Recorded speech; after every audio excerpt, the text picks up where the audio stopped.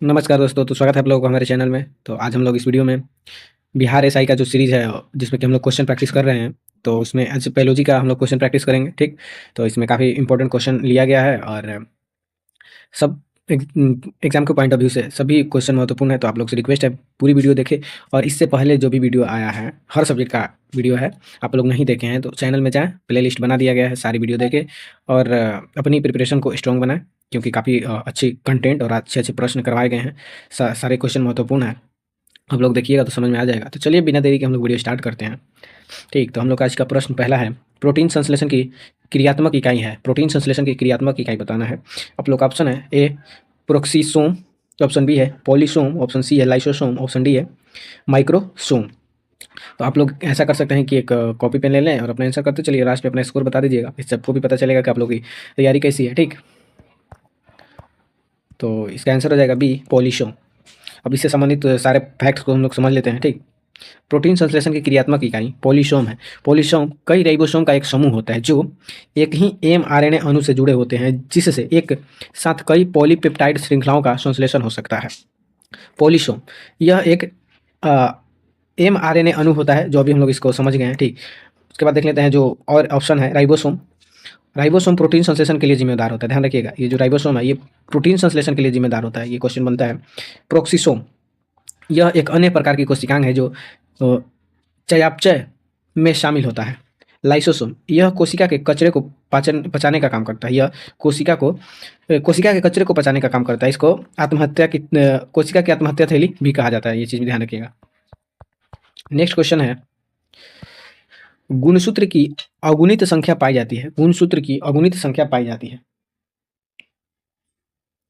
Option है ए अंडाणु में, बी युग्मनज में, और सी जीवाणु में, और डी अमीबा में। तो इसका आंसर हो जाएगा ए अंडाणु में। ठीक,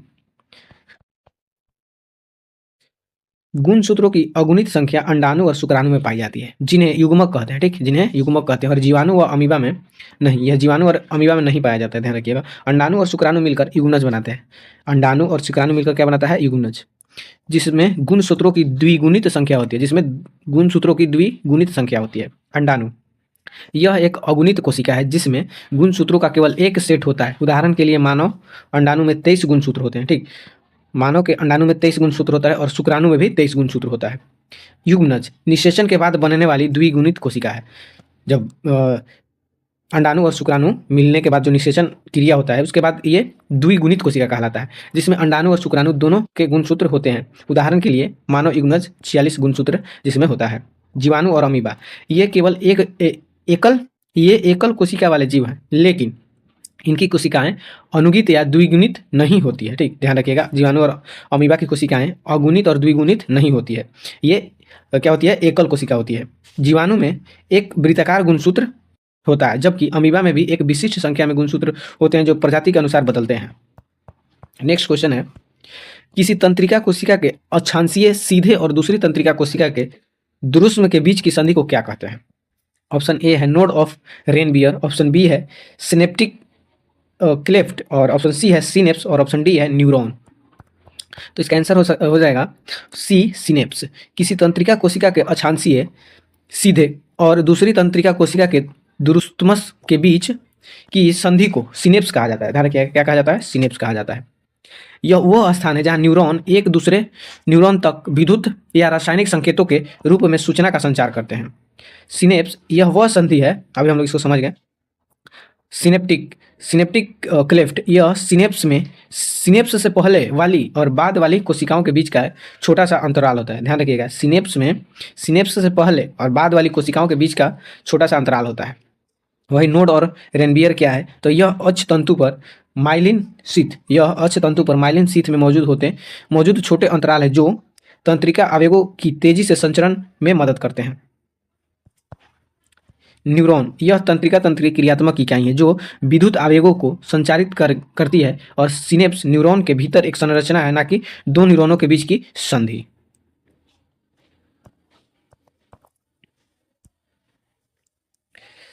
नेक्स्ट क्वेश्चन है, मानव त्वचा की औसत मोटाई कितनी है? मानव त्वचा की औसत मोटाई कितनी है? ऑप्शन ए है 2 मिलीमीटर, ऑप्शन बी है 0.2 मिलीमीटर, ऑप्शन सी है 1 मिलीमीटर, ऑप्शन डी है 1.2 मिलीमीटर।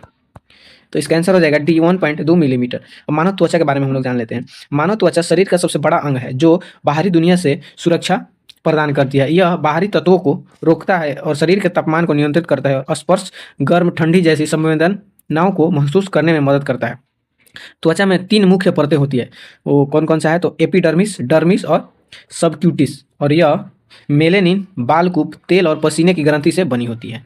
मेलेनिन जो कि रंग के लिए ये जिम्मेवार होता है, मेलेनिन, बालकूप, तेल और पसीने की ग्रंथियों से बनी होती है। नेक्स्ट क्वेश्चन है, मस्तिष्क के कौन से भाग रक्तचाप को नियंत्रित करते हैं? मस्तिष्क के कौन से भाग रक्तचाप को नियंत्रित करते हैं? ऑप्शन ए है पोन्स, मेडुला और सेरिबेलम। पोन्स, मेडुला और सेरिबेलम। ऑप्शन बी है रीढ़ की हड्डी, खोपड़ी और सेरेब्रम। ऑप्शन सी है रीढ़ की हड्डी, खोपड़ी और हाइपोथैलेमस।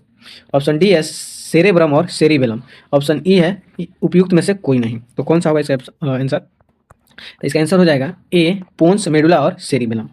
मस्तिष्क के पोन्स और मेडुला रक्तचाप को नियंत्रित करता है। ये दोनों भाग मस्तिष्क स्तंभ का हिस्सा है और मिलकर हृदय गति और रक्त वाहिकाओं के संकुचन को नियंत्रित करते हैं, जिससे रक्तचाप प्रवाहित होता है। पोन्स हृदय गति और श्वसन दर को नियंत्रित करने में मदद करता है, जो रक्तचाप को प्रभावित करता है। मेडुला रक्तचाप को नियंत्रित करने वाले केंद्रीय और कार्डियो रेस्पिरेटरी केंद्रों को नियंत्रित करता है। सेरिबेलम यह मुख्य रूप से शारीरिक संतुलन और समन्वय के लिए जिम्मेदार है, रक्तचाप के प्रत्यक्ष नियंत्रण के लिए नहीं।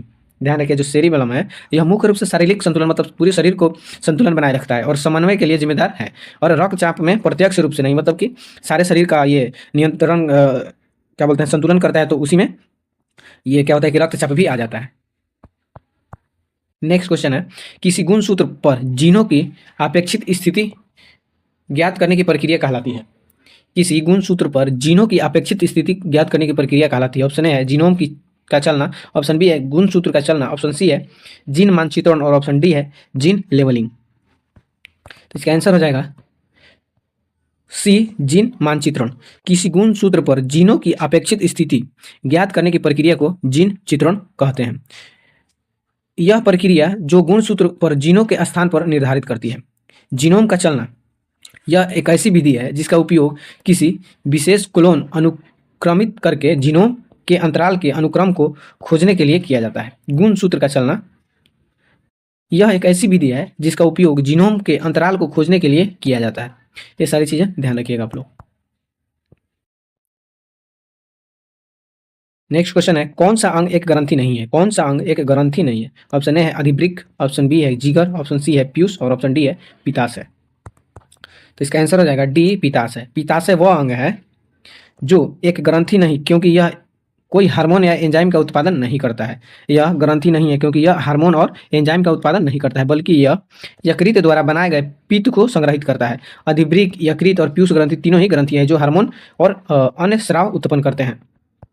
अब अधिवृक्क ग्रंथि के बारे में हम लोग जान लेते हैं। यह वृक्क के ऊपर स्थित होती है और हार्मोन की उत्पादन करती है। यकृत, जिसको कि जिगर कहा जाता है, यह सबसे बड़ी ग्रंथि है। ध्यान रखिएगा, मानव शरीर का सबसे बड़ी ग्रंथि यकृत है, जो पित्त सहित कई महत्वपूर्ण पदार्थों का उत्पादन करती है। पीयूष ग्रंथि, इसे मास्टर ग्रंथि भी कहते हैं, और यह शरीर के कई कार्यों को नियंत्रित करने वाले हार्मोन स्रावित करती है। पित्ताशय, इसके बारे में तो हम लोग जानेंगे।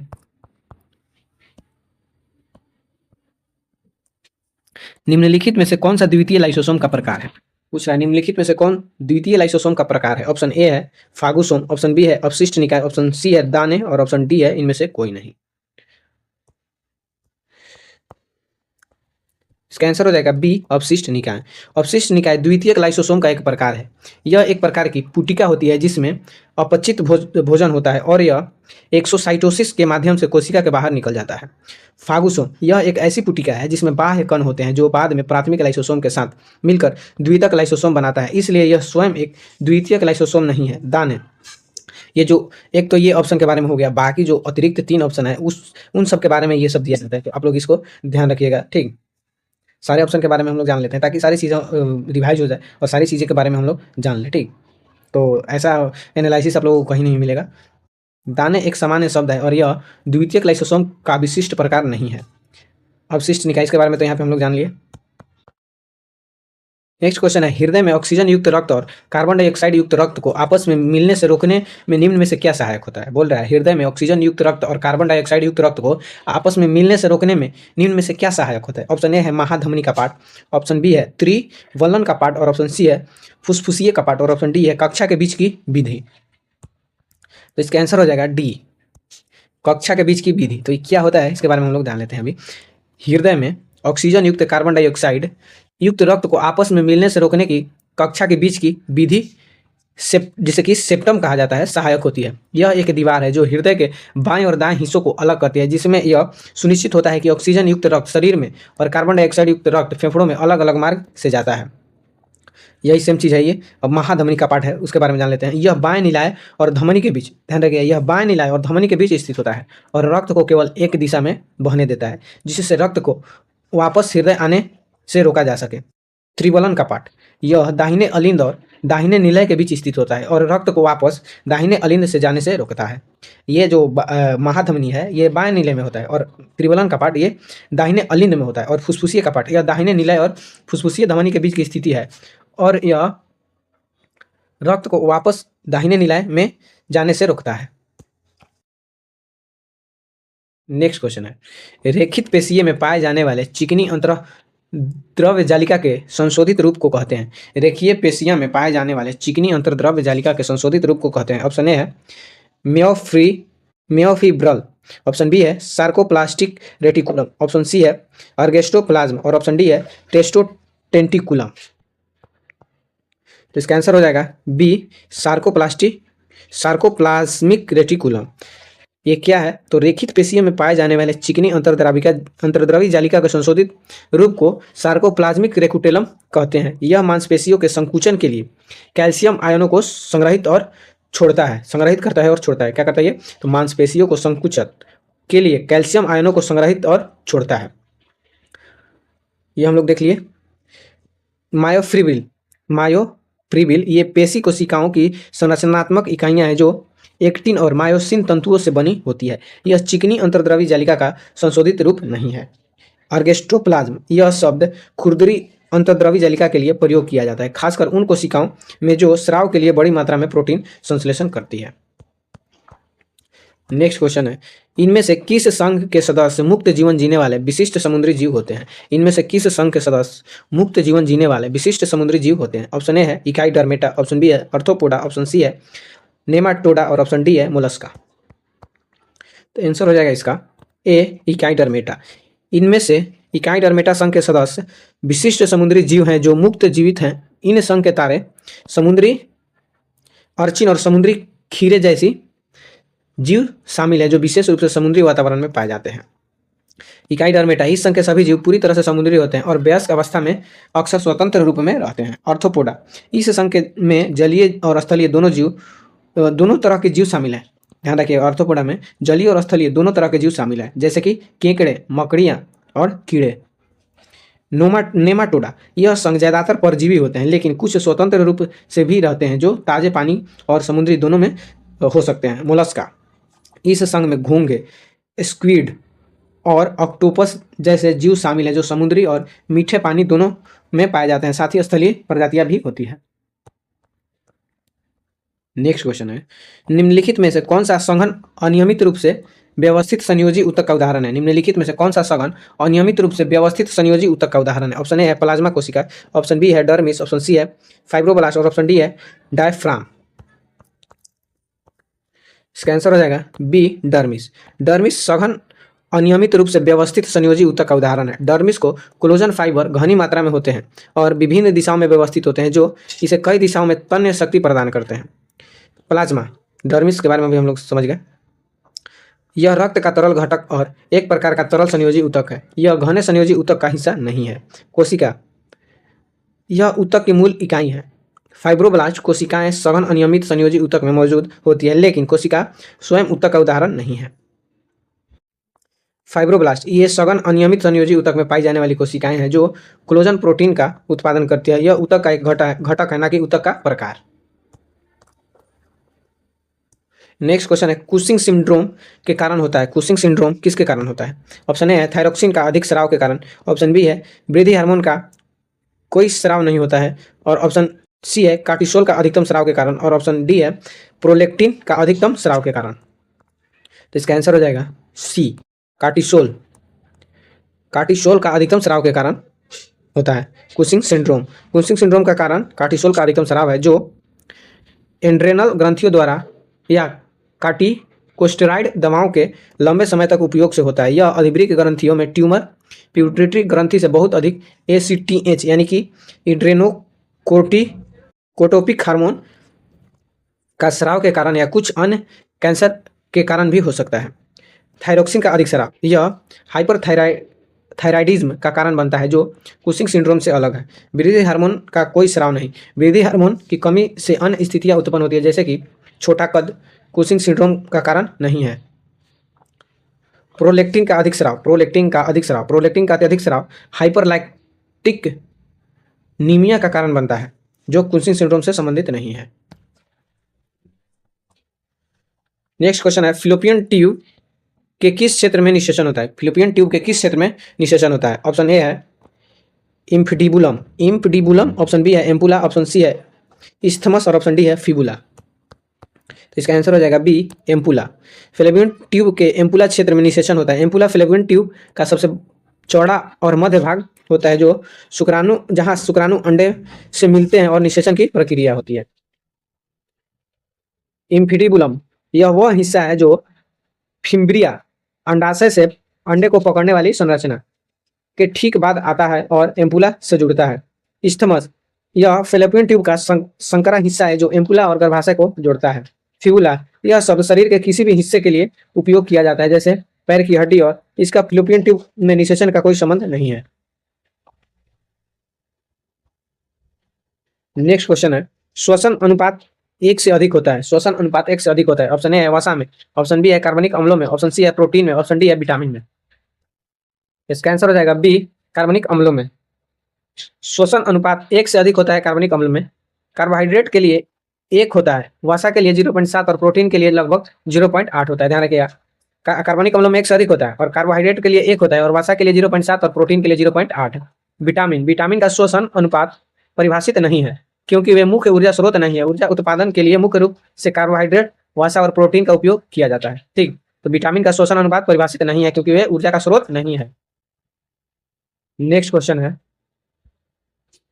मनुष्य में कौन सा हार्मोन रक्त में कैल्शियम एवं फास्फेट को नियंत्रित करता है? मनुष्य में कौन सा हार्मोन रक्त में कैल्शियम और फास्फेट को नियंत्रित करता है? ऑप्शन ए है ग्लूकोन, ऑप्शन बी है वृद्धि हार्मोन, और ऑप्शन सी है पैराथायराइड हार्मोन, और ऑप्शन डी है एप्लेक्सिन हार्मोन। इसका आंसर हो जाएगा सी, पैराथायराइड हार्मोन। मनुष्य में पैराथायराइड हार्मोन रक्त में कैल्शियम और फॉस्फेट के स्तर को नियंत्रित करता है। यह पैराथायराइड ग्रंथियों द्वारा स्रावित होता है। पैराथायराइड हार्मोन यह रक्त में कैल्शियम के स्तर को बढ़ाता है और फॉस्फेट का स्तर को कम करता है।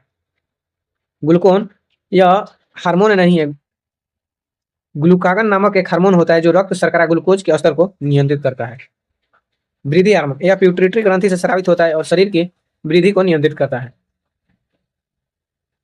तनाव के प्रति त्वरित प्रतिक्रिया निम्नलिखित में से किससे संचालित होती है? तनाव के प्रति त्वरित प्रतिक्रिया निम्नलिखित में से किससे संचालित होती है? ऑप्शन ए है एंड्रोजन, ऑप्शन बी है एपिनेफ्रिन, और ऑप्शन सी है कार्टिकोस्टेरॉइड, और ऑप्शन डी है ग्लूकागोन। इसका आंसर हो जाएगा बी, एपिनेफ्रिन। एपिनेफ्रिन यह हार्मोन अधिवृक्क ग्रंथियों द्वारा तनाव या खतरे की स्थिति में रक्त प्रवाह में छोड़ा जाता है। यह लड़ाई या उड़ान प्रतिक्रिया का एक प्रमुख हिस्सा है, जिससे हृदय गति, रक्तचाप और ऊर्जा के स्तर में तेजी से वृद्धि होती है। एंड्रोजन यह मुख्य रूप से पुरुष सेक्स हार्मोन है, जो और तनाव की त्वरित प्रतिक्रिया में सीधे तौर पर शामिल नहीं है। कार्टिकोस्टेरॉइड इनमें कार्टिसोल जैसे हार्मोन शामिल होते हैं, जो तनाव प्रतिक्रिया के बाद या दीर्घकालिक चरण के दौरान जारी होते हैं, न कि तत्काल। ग्लूकागोन यह हार्मोन रक्त शर्करा के स्तर को नियंत्रित करने में मदद करता है, ग्लूकोज के स्तर को बढ़ाता है, लेकिन तनाव के प्रति विशिष्ट त्वरित प्रतिक्रिया या प्राथमिक संचारक नहीं है। नेक्स्ट क्वेश्चन है, भोजन का वह घटक जो हमारे शरीर को कोई पोषक तत्व प्रदान नहीं करता है, फिर भी हमारे भोजन में आवश्यक है। ऑप्शन ए है वसा, ऑप्शन बी है कार्बोहाइड्रेट, ऑप्शन सी है चारा, ऑप्शन डी है प्रोटीन। तो इसका आंसर हो जाएगा सी, चारा। भोजन का वह घटक जो शरीर को कोई पोषक तत्व प्रदान नहीं करता है, लेकिन फिर भी आवश्यक है, वह चारा, जिसमें रक्षांश या आहारीय रेशे भी कहा जाता है। यह हमारे भोजन का एक उपाचय हिस्सा है जो पाचन तंत्र को स्वस्थ रखने में मदद करता है, कब्ज को रोकता है और शरीर को अपशिष्ट पदार्थों को बाहर निकालने में सहायता करता है। नेक्स्ट क्वेश्चन है, अधिकांश बैक्टीरिया जो पौधों की बीमारियों के कारण बनते हैं वह किस समूह के सदस्य हैं? अधिकांश बैक्टीरिया जो पौधों की बीमारियों के कारण बनते हैं वह किस समूह के सदस्य हैं? ऑप्शन ए है छड़ के आकार और gram positive bacteria. Option B है छड़ के आकार के और gram negative bacteria. Option C है तंतु के आकार के और gram positive bacteria. Option D है फ्लैजिला के आकार के और ग्राम इंडिकेटिव बैक्टीरिया। इसका आंसर आ जाएगा बी, छड़ के आकार के और ग्राम निगेटिव बैक्टीरिया। अधिकांश पौधे में बीमारियां पैदा करने वाली बैक्टीरिया छड़ के आकार और ग्राम नकारात्मक बैक्टीरिया के समूह के सदस्य हैं।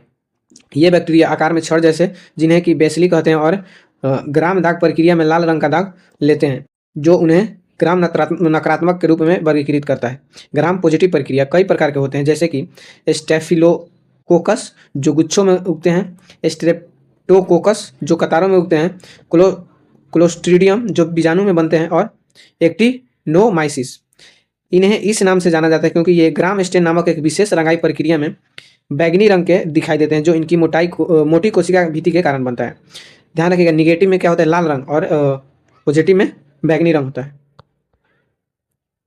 नेक्स्ट क्वेश्चन है, निम्नलिखित में से उस विटामिन की कमी से दूर विकार का चयन करें जिसमें मुंह, गले के निचले हिस्से और पैर के पंजों में लाल रंग धब्बे उत्पन्न होते हैं। तो कौन सा बीमारी है जिसमें मुंह, गले पर निचले हिस्से और पैर के पंजों में लाल रंग के धब्बे उत्पन्न होते हैं? तो ऑप्शन ए है पेलेग्रा, ऑप्शन बी है बेरी, ऑप्शन सी है स्कर्वी, ऑप्शन डी है रतौंधी। तो किसमें ऐसा सिम्टम्स देखने को मिलता है? ये सभी बीमारी है, इनमें से बताना है। इसका आंसर हो जाएगा ए, पेलेग्रा। अब इसका क्या है कि अभी हम लोग देखेंगे सारा विटामिन और उसका रासायनिक नाम, उसका स्रोत और उससे कमी से होने वाला रोग। जैसे विटामिन ए, इसका नाम, रासायनिक नाम है रेटिनॉल, और ये अंडा, दूध और लीवर ऑयल से खाने से ये प्राप्त होता है। ठीक, अंडा, दूध और लीवर ऑयल, और इसकी कमी से होता है रतौंधी, डर्मेटोसिस या फिर बौनापन। ध्यान रखिएगा। विटामिन B1, इसका रासायनिक नाम है थायमिन, और यह चावल की भूसी, गेहूं, ईस्ट और दूध, सब्जियां आदि इसका मुख्य स्रोत है, और इसकी कमी से बेरी होता है। विटामिन B2, इसका रासायनिक नाम है राइबोफ्लोविन, और यह अंडा का पीला भाग और दूध और हरी सब्जी से प्राप्त होता है। इसकी कमी से डर्मेटोसिस और ग्लासिटिस होता है। विटामिन B4, इसका रासायनिक नाम है निकोटीनिक अम्ल, और यह प्राप्त होता है ईस्ट, यकृत, दूध, मांस और हरी सब्जी से, और इसकी कमी से त्वचा का सूखापन, डायरिया, एनीमिया जैसे रोग होता है। विटामिन B10, इसका रासायनिक नाम है फोलिक अम्ल, और ये ईस्ट से प्राप्त होता है, और इसकी कमी से एनीमिया होता है। विटामिन B12, साइनोकोबालामिन, इसका रासायनिक नाम है साइनोकोबालामिन, यकृत, ईस्ट और मक्का से प्राप्त होता है, और इसमें मेरुदंड कमजोर, इसकी कमी से क्या होता है कि मेरुदंड का कमजोर होना, पार्निशियस एनीमिया होता है इससे। विटामिन सी, इसका रासायनिक नाम है एस्कॉर्बिक अम्ल, और ये खट्टे फल, नींबू, हरी सब्जी, सलाद से प्राप्त होता है। स्कर्वी, मसूड़ों का फूलना, इसकी कमी से होता है, स्कर्वी और मसूड़ों का फूलना। विटामिन डी, इसका रासायनिक नाम है कैल्सिफेरॉल, और यह सूर्य का प्रकाश, दूध, अंडा, मछली के तेल से मिलता है, और इसकी कमी से रिकेटस होता है। विटामिन ई, इसका रासायनिक नाम है टोकोफेरॉल, और ये बीज, फलियां, दूध, अंडे से प्राप्त होता है, और इसकी कमी से प्रजनन शक्ति कम होती है। तो हम लोग का क्वेश्चन यहीं पे समाप्त होता है। तो आई होप कि आप लोगों को वीडियो अच्छी लगी होगी। तो अगर आप लोगों को वीडियो पसंद आई हो तो वीडियो को लाइक और चैनल को सब्सक्राइब जरूर करें, ताकि आप लोग को ऐसे ही प्रिपरेशन में हेल्प मिलती रहे। और आप लोग हमारे चैनल को सब्सक्राइब करेंगे तो जाहिर सी बात है कि आप लोगों को हेल्प मिलेगा। तो चलिए मिलते हैं ऐसे ही नेक्स्ट वीडियो में, तब तक के लिए बाय बाय।